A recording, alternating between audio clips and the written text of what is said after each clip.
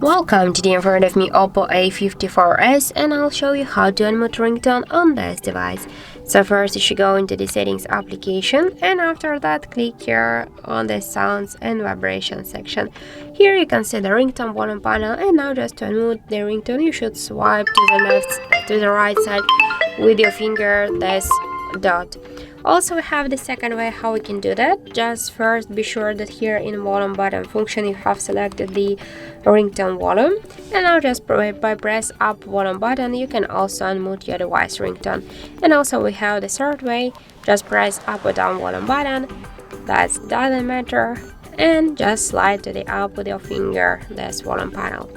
So that's it, thank you for watching, and if you find this video helpful, don't forget to leave a like, comment and to subscribe our channel.